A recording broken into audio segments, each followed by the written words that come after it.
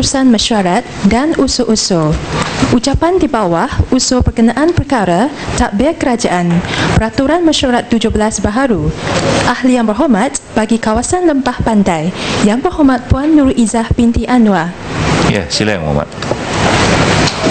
Assalamualaikum dan salam reformasi Datuk Speaker. Pembinaan surau dan kemudahan persatuan penduduk Jalan Batu 6.5 Taman Sri Sentosa. Persatuan Penduduk Jalan 133 Batu 6.5 Taman Sri Sentosa ditubuhkan pada 3 Februari 2017.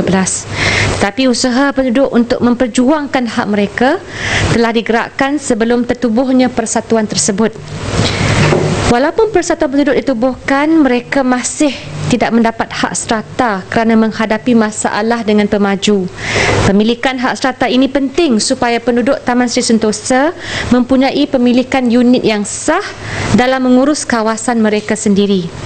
Saya juga telah mengemukakan tuntutan penduduk Taman Sri Sentosa untuk menyediakan surau dan kemudahan awam semasa kepada Datuk Bandar Kuala Lumpur, tapi masih lagi menanti tindakan sewajarnya daripada permohonan yang dikemukakan.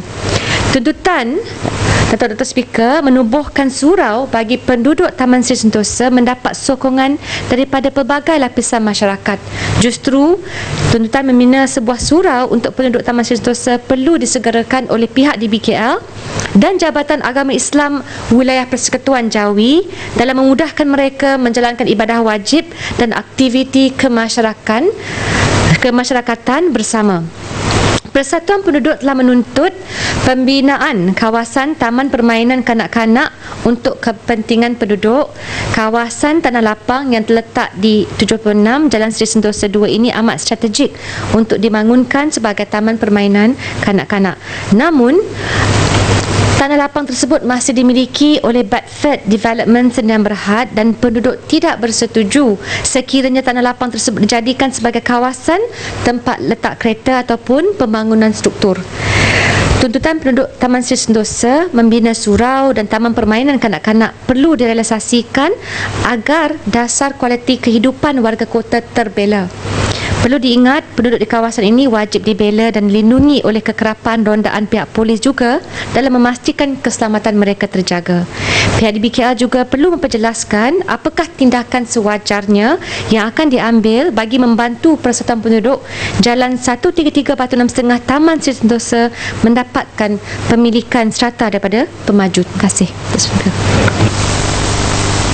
Terima kasih Datuk Yang Dipertua. Terima kasih Yang Berhormat Lembah Pantai.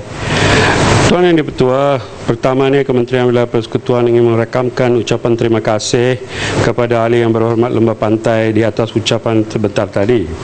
Untuk makluman Ahli Yang Berhormat, Kementerian Wilayah Persekutuan melalui Dewan Bandaraya Kuala Lumpur mengambil maklum akan isu berkenaan masalah pemilikan strata di antara pemilik dan pemaju yang masih belum selesai.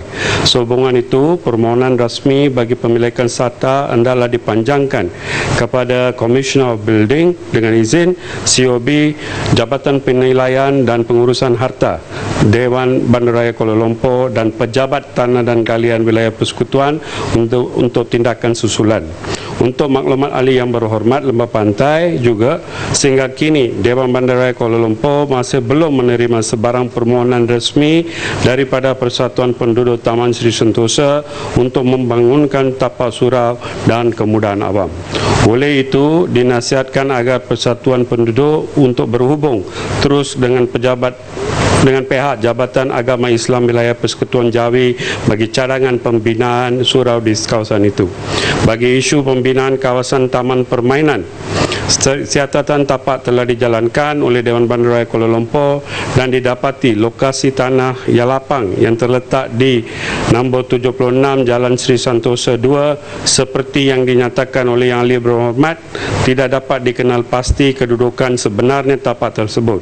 Walau bagaimanapun, terdapat kawasan lapang di Jalan Sri Sentosa 2 ini yang telah diluluskan perintah pembangunan pada 4 hari bulan April 1991 dan masih wujud sehingga kini. Terima kasih, Datuk Yang Dipertua.